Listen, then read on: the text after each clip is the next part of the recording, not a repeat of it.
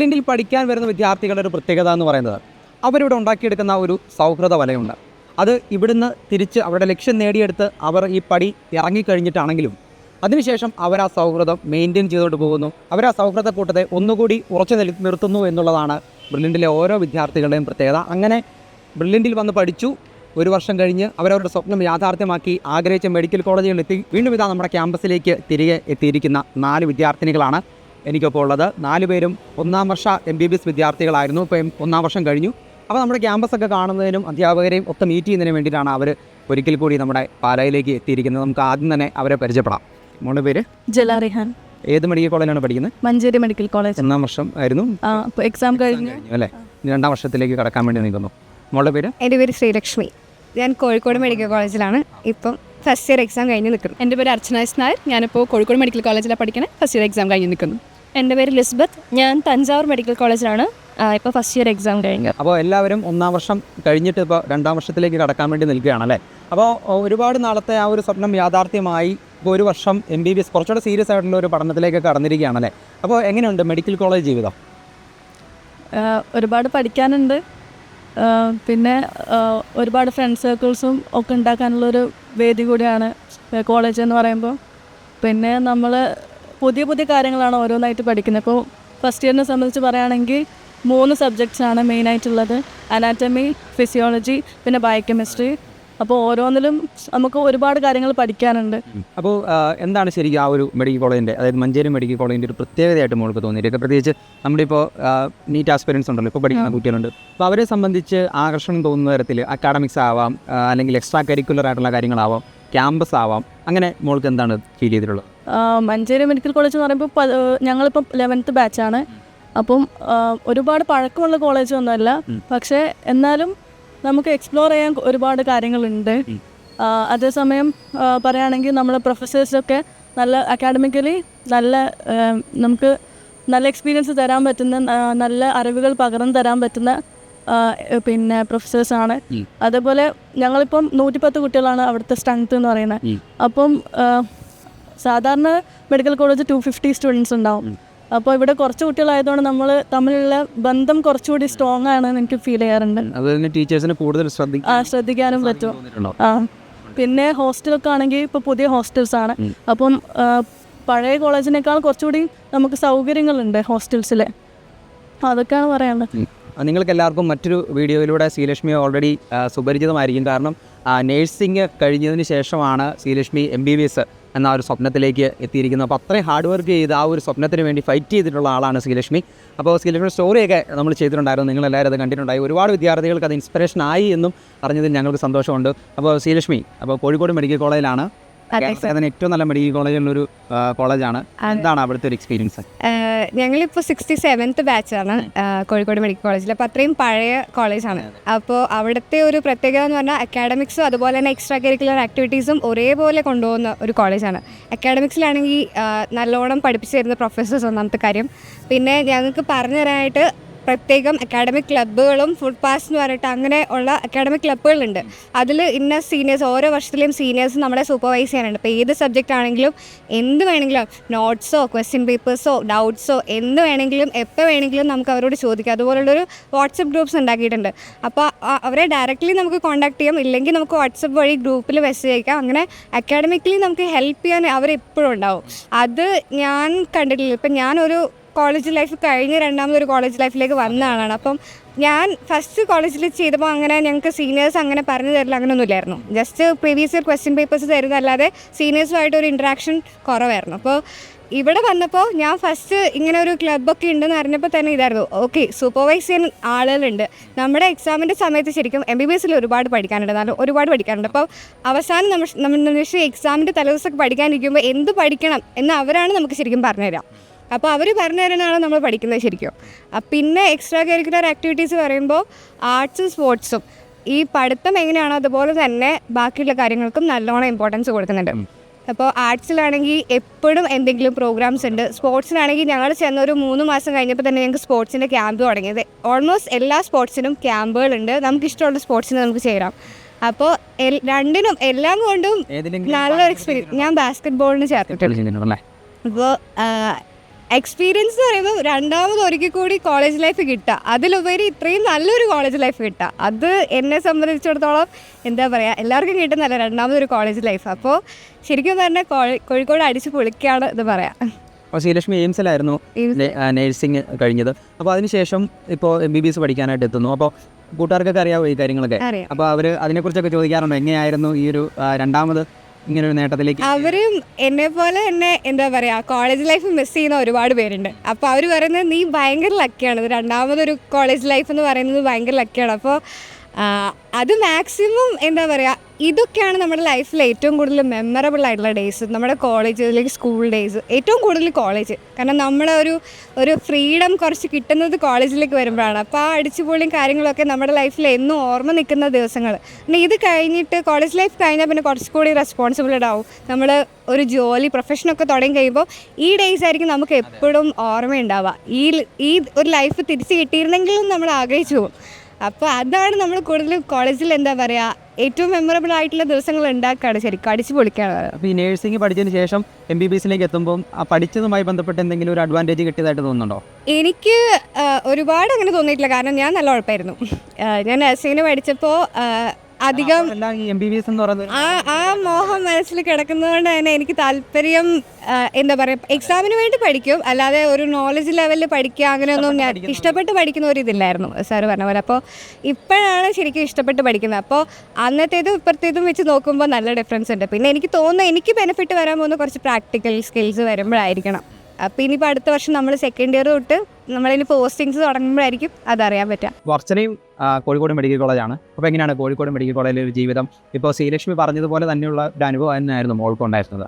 അതെ, ഇപ്പം ശ്രീ പറഞ്ഞ പോലെ തന്നെ നമുക്ക് ഏറ്റവും എക്സാമ്പിളായിട്ട് ശ്രീ തന്നെ പറയാൻ പറ്റുക. കാരണം അവിടെയുള്ള സ്പോർട്സ് ഒക്കെ ഏറ്റവും നന്നായി യൂട്ടിലൈസ് ചെയ്യുന്ന ഒരാളാണ് ശ്രീ. പിന്നെ ഞങ്ങളവിടെ കോളേജിൽ നിന്ന് കാണുമ്പോൾ തന്നെ നമുക്കിവിടെ ഓൾറെഡി പരിചയമുള്ളതാണ്, ഇവിടുത്തെ കുറേ സ്ട്രെസ് നമുക്കറിയാം. അപ്പോൾ അങ്ങനെ നമ്മൾ കോളേജിൽ ചെല്ലുന്നത്, കോളേജ് ചെന്ന് മുതൽ തന്നെ നമുക്കവിടെ കുറേ പരിപാടികളുണ്ടായിരുന്നു. അതിനൊപ്പം അക്കാഡമിക്സ് ഉണ്ട്. അക്കാഡമിക്സ് ഉറപ്പായിട്ടും ബുദ്ധിമുട്ടാണ്, അത്ര എളുപ്പമൊന്നും അല്ല. നമുക്ക് ഒന്നാമത് നമ്മൾ +1 +2 പഠിച്ച ഒരു രീതിയല്ല, പഠിക്കാനുള്ള കാര്യങ്ങളല്ല നമുക്ക് MBBS പഠിക്കാനുള്ളത്. അപ്പോൾ അതിൻ്റെ സ്ട്രെസ് കുറേ ഉണ്ടാവും. പിന്നെ ഒരുപാട് ആൾക്കാരുണ്ടാവും. നമ്മൾ കുറച്ച് ആൾക്കാരുള്ള ഒരു ക്ലാസ്സിൽ നിന്ന് 250 പേരുടെ ക്ലാസ്സിലേക്ക് വരിക എന്ന് പറയുമ്പോൾ അത്രയും ബുദ്ധിമുട്ടുണ്ടാവും. പക്ഷേ നമ്മുടെ പ്രൊഫസേഴ്സ് ഭയങ്കര നല്ലതാണ്, അവർ നന്നായിട്ട് തന്നെ പറഞ്ഞ് മനസ്സിലാക്കാൻ ശ്രമിക്കാറുണ്ട്. അതിനേക്കാളും കൂടുതൽ എനിക്ക് അഡ്വാൻറ്റേജ് ഉണ്ടായിട്ടില്ല, ചെന്നപ്പോൾ അക്കാഡമിക്സ് ബുദ്ധിമുട്ടായിരുന്നു പറഞ്ഞല്ലോ. അപ്പോൾ അത് ഒരുപാട് പേഴ്സണൽ നമ്മൾക്ക് കുറേ സ്ട്രെസ് തരും. കാരണം ഇത്രയും പഠിച്ച് വന്ന ആൾക്കാരാണ്, എൻട്രൻസിന് ഇങ്ങനെ റാങ്ക് കിട്ടി എന്നൊക്കെ പറയുമ്പോൾ ഒരുപാട് എക്സ്പെക്ടേഷൻ ഉണ്ടാവും. നമുക്ക് തന്നെ നമ്മളെ പറ്റി എവിടെയും ഒരു എക്സ്പെക്ടേഷൻ ഉണ്ടാവുമല്ലേ. അപ്പോൾ അതിൻ്റെ കുറേ ബുദ്ധിമുട്ടുകളൊക്കെ ഉണ്ടാവും. അപ്പോൾ അവിടെ പേഴ്സണൽ മെൻറ്റേഴ്സ് ഉണ്ട്, അത് എടുത്ത് പറയേണ്ട ഒരു കാര്യമാണ്. ഞങ്ങൾക്ക് അനാറ്റമിയിലുണ്ടെന്ന് എൻ്റെ മെൻറ്ററൊക്കെ എന്നെ അത്രയും സഹായിച്ചിട്ടുണ്ട്. അക്കാഡമിക്കിൽ എന്നെ പുഷ് ചെയ്യാനായിട്ട്, നമുക്കൊരു കോൺഫിഡൻസ് തരാനായിട്ട്. ഇങ്ങനെയാണ് MBBS, അത് സത്യമാണ്. നമ്മളിപ്പോൾ എത്രയൊക്കെ വിചാരിച്ചാലും നമുക്ക് അറിയില്ല. സീനിയേഴ്സ് അങ്ങോട്ട് വന്നപ്പോട്ട് പറയുന്നതാണ്, നിങ്ങൾ ചിലപ്പോൾ +1 +2 99 ഒക്കെ വാങ്ങിച്ചു വരും, പക്ഷേ ഇവിടെ അങ്ങനെയല്ല, പഠിക്കാൻ ബുദ്ധിമുട്ടുണ്ടെന്ന് മനസ്സിലാക്കി പഠിക്കണം എന്നാണ്. എത്രയൊക്കെ പറഞ്ഞ് നമ്മുടെ ഉള്ളിലൊരു പ്രതീക്ഷ കാണും. അപ്പോൾ അത് നമ്മൾ ഒരുപാട് ഡിപ്രസ്ഡ് ആക്കും കുറേയൊക്കെ. അപ്പോൾ അതിന് ഒരുപാട് നമുക്ക് സപ്പോർട്ട് കിട്ടിയുള്ള സ്ഥലമാണ് കോഴിക്കോട് മെഡിക്കൽ കോളേജ്. പിന്നെ പറഞ്ഞ പോലെ എക്സ്ട്രാ കരിക്കുലർ ഉണ്ട്. അപ്പോൾ അതിനെയും നമുക്ക് എക്സ്ട്രാ കരിക്കുലറിൻ്റെ ഒപ്പം അക്കാഡമിക്സ് എങ്ങനെ ബാലൻസ് ചെയ്ത് കൊണ്ടുവരാമെന്ന് നമുക്ക് പറഞ്ഞു തരുന്ന കാര്യത്തിൽ സീനിയേഴ്സിനൊരു വലിയ റോളുണ്ട്. അത് എത്ര പറഞ്ഞാലും മതിയാവില്ല. പിന്നെ അതുപോലെ മറ്റു പരിപാടികളാണെങ്കിൽ ദീപാവലി ആണെങ്കിൽ, ദിവാലി ആണെങ്കിൽ, പിന്നെ എത്നിക് ഡേ ഉണ്ടായിരുന്നു നമുക്ക്, പിന്നെ എന്താ ഫ്രഷേഴ്സ്, അങ്ങനെ ഹാലോവീൻ, അങ്ങനെ എല്ലാം നമുക്ക് നന്നായി ആഘോഷിക്കാറുണ്ട്. ഒന്നും അവിടെ മിസ് ചെയ്യുമെന്ന് പറയാൻ പറ്റില്ല. പിന്നെ കുറച്ച് ഹെക്ടിക് ഷെഡ്യൂളാണ്, അത് നമ്മൾ അങ്ങനെ ആയിരിക്കും, അത് എല്ലാവരുടെയും അങ്ങനെ ആയിരിക്കും. MBBS ജീവിതം എന്ന് പറയുമ്പോൾ തന്നെ അങ്ങനെ ആയിരിക്കും. അത് നമ്മൾ എങ്ങനെ മാനേജ് ചെയ്ത് കൊണ്ടുപോകണം എന്നുള്ളതാണ് കാര്യം. അതിന് നമ്മളെ കോളേജും നമ്മുടെ സീനിയേഴ്സും നമ്മുടെ പ്രൊഫസേഴ്സും അവിടുത്തെ ഒരു അറ്റ്മോസ്ഫിയറും നമ്മളെ ഒരുപാട് സഹായിക്കും. ഓക്കെ, അപ്പോൾ നിങ്ങൾ രണ്ടുപേരും ഫ്രണ്ട്സ് ആണ്. അപ്പോൾ നിങ്ങൾ രണ്ടുപേരും ഒരു ഹോസ്റ്റലായിരുന്നല്ലേ? അപ്പോൾ നിങ്ങൾ 4 പേരും ഒരു ഹോസ്റ്റലായിരുന്നു, പുല്ലിൻ്റെ എമറാൾഡ് ഹോസ്റ്റലായിരുന്നു. അപ്പോൾ എന്താണ് അതിനെക്കുറിച്ച് പറയാനുള്ളത്? ആ ഒരു സൗഹൃദം എങ്ങനെയാണ് നിങ്ങൾ മെയിൻറ്റെയിൻ ചെയ്തത്? ഞങ്ങൾ ഇവിടെ ആദ്യം ജലയും ലിസ്ബത്തും ഷാനിയാണ് ഞാൻ വരുമ്പോൾ ഉണ്ടായിരുന്നത്. എന്നെ ലിസ്ബത്തിനെ പരിചയപ്പെടുന്നത് മോറിസ് സാറാണ്. സാറിൻ്റെ ഞാൻ റിപ്പീറ്റ് ചെയ്തിരുന്നപ്പോൾ എൻ്റെ ക്ലാസ് ടീച്ചറായിരുന്നു, ഓൺലൈൻ ക്ലാസ് ടീച്ചറായിരുന്നു. അപ്പോൾ അങ്ങനെ ഞാൻ ഇവരെ പരിചയപ്പെടുന്നത്. പിന്നെ നമ്മൾ 4 പേരും റെഫറൻസിന് വരുമായിരുന്നു, ദിവസവും റെഫറൻസിന് വരുമായിരുന്നു. ഇവിടെ ഏറ്റവും കൂടുതൽ റെഫറൻസിന് വന്ന ആൾക്കാർ ഒരു പക്ഷേ ഞങ്ങളായിരിക്കും. അതുപോലെ തന്നെ പ്രൊഫസേഴ്സ് റൂം നമ്മൾ യൂട്ടിലൈസ് ചെയ്തിട്ടുണ്ട്.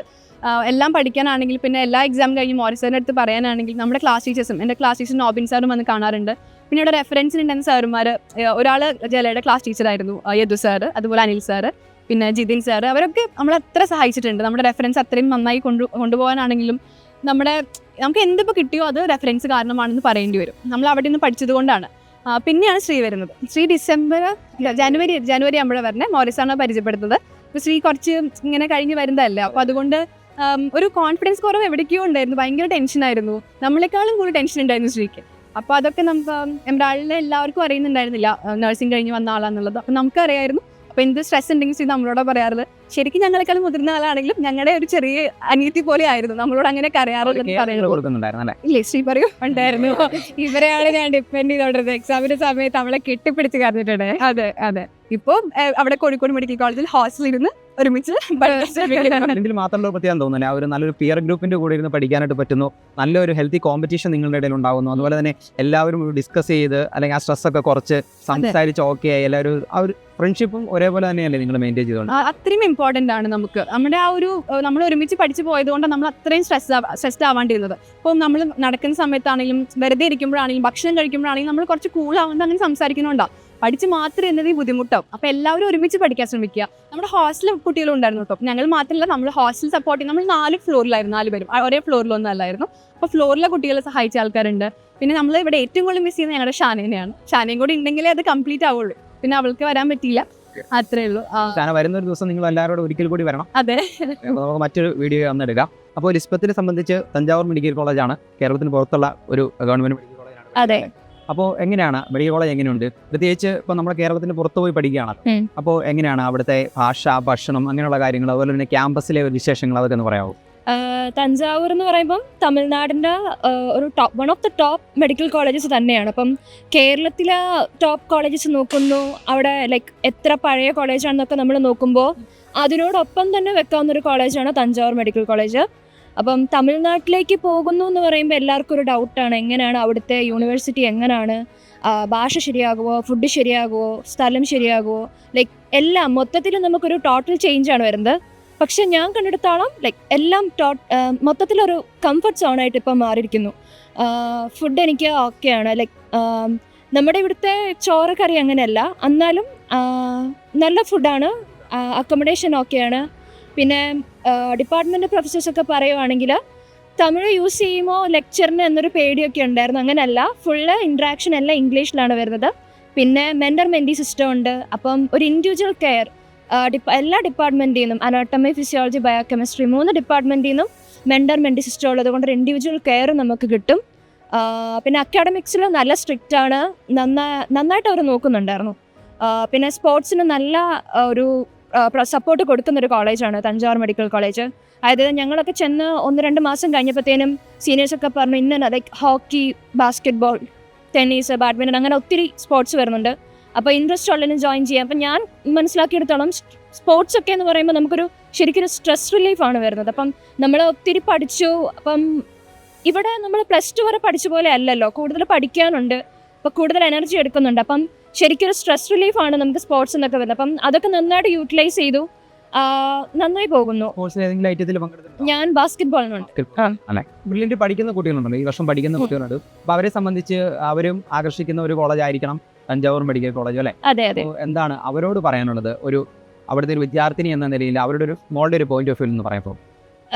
തമിഴ്നാടെന്ന് കേട്ട് നിങ്ങൾ കേരളത്തിന് വെളിയിലാണല്ലോ, വീട് വിട്ട് ഒത്തിരി ദൂരം പോകണമല്ലോ, അങ്ങനെയൊന്നും നിങ്ങൾ വിചാരിക്കരുത്. കാരണം one of the top colleges ആണ്. അവിടെ വരുന്ന ആ അക്കാഡമിക്സ്, പിന്നെ ഹോസ്പിറ്റല്, പേഷ്യൻ്റ് എക്സ്പോഷർ. അപ്പം ഞാനൊന്നും പോസ്റ്റിങ്ങിൽ പോയി തുടങ്ങിയിട്ടില്ല, പക്ഷെ സീനിയേഴ്സൊക്കെ പറഞ്ഞ് കേട്ടിട്ടുണ്ട് നല്ല പേഷ്യൻ്റ് ഫ്ലോ ആണ്. അപ്പോൾ ഇതൊക്കെ നോക്കുമ്പോൾ നിങ്ങൾക്ക് നല്ലൊരു ടോപ്പ് ഓപ്പർച്യൂണിറ്റി തന്നെയാണ്. അപ്പം നാട് വിടണല്ലോ എന്നോർത്ത് നിങ്ങൾ വിഷമിക്കണ്ട. ഇപ്പോൾ വളരെ നല്ലതായിരിക്കും, വന്നാൽ നല്ലൊരു എക്സ്പീരിയൻസ് ആയിരിക്കും. സ്വാഭാവികമായിട്ടും ഇപ്പോൾ അലോട്ട്മെന്റിന്റെ ഒരു ടൈമൊക്കെ ആവുകയാണ്. എല്ലാവരും മടിക്കും. ഞാനും ഒന്ന് ചിന്തിച്ചായിരുന്നു കേരളം വിട്ടു പോകണോ എന്ന് ചിന്തിച്ച ഒരാളാണ്. പക്ഷെ ചെന്ന് കഴിഞ്ഞ ക്യാമ്പസൊക്കെ കണ്ടു, ഇഷ്ടപ്പെട്ടു.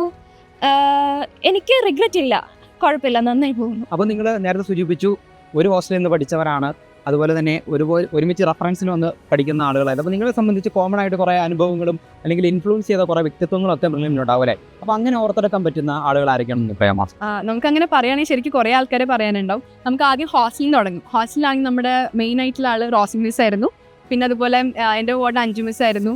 പിന്നെ ഷെറിൻ മിസ് ഒക്കെ ഉണ്ടായിരുന്നു. എല്ലാവരും, അതായത് അവരെല്ലാവരും നമ്മൾ ഒരുപോലെ മോട്ടിവേറ്റ് ചെയ്യുമായിരുന്നു, നമ്മളോട് സംസാരിക്കുമായിരുന്നു, നമുക്ക് എന്ത് പ്രശ്നമെങ്കിലും പറയാൻ പറ്റുമായിരുന്നു. പിന്നെ തെറ്റിപ്പോകുന്ന ക്വസ്റ്റ്യൻസ് നമ്മൾ ബൈഹാർട്ട് ചെയ്യരുത്, ഒരിക്കലും ബൈഹാർട്ട് ചെയ്യരുത്, മനസ്സിലാക്കുക. കാരണം നമ്മുടെ ഇനിയിപ്പം നീറ്റിന് എക്സാം വരുന്നത് സെയിം പാറ്റേണിലുള്ള ക്വസ്റ്റ്യൻ ആയിരിക്കും. സെയിം ക്വസ്റ്റ്യൻ അല്ലെങ്കിലും സെയിം പാറ്റേൺ ക്വസ്റ്റ്യൻ വരും. അപ്പം നമ്മൾ മനസ്സിലാക്കി പോവുകയാണെങ്കിൽ നമുക്കത് അപ്പം തന്നെ കിട്ടും. അതുകൊണ്ട് പിന്നെ ഉറക്കം ഒത്തിരി പേര് ഞാൻ കണ്ടിട്ടുണ്ടായിരുന്നു ഹോസ്റ്റലിലായിരുന്നപ്പോഴും സ്ലീപ്പ് ഒത്തിരി സാക്രിഫൈസ് ചെയ്തത്. ലൈക്ക് നന്നായിട്ട് ഉറങ്ങണം. പിന്നെ പറയാൻ പറ്റിയ എനിക്ക് പേഴ്സണലി പറയാൻ പറ്റുന്ന ഒരാളാണ് അർഷദ് സാറ്.